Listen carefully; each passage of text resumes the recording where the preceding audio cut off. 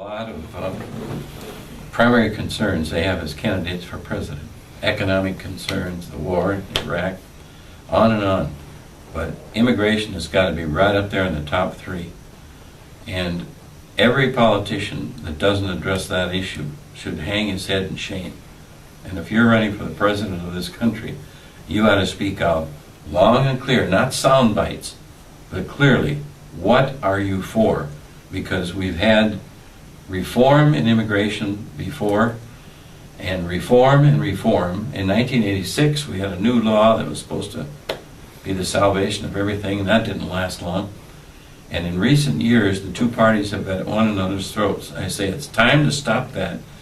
Get together, get immigration reform, and above all, get the immigration law out from under Homeland Security. Because ever since they did that, it's become military. And I don't know what the candidates are thinking, but if I were a candidate, I wouldn't want Homeland Security military chasing women and kids around, and that's exactly what they did here. In the end, who have they got left? The men are in jail, and they got the mothers and the kids. And this is no way to live. It's no way to live in democracy. And I think both candidates have got to speak up, and they should be, their feet should be held up to the fire. I know that McLean says, well, I'm for reform, always have been. Well, let's hear it, man. I mean, you can't just say that. You have to do more than that.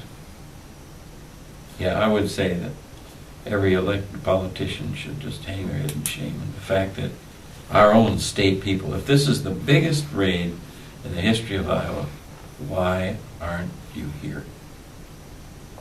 Why not come at least to tell the town? Everybody in town is upset. It isn't just the Hispanics. I mean, you got, drive down the main street, you got 3 big businesses that are closing.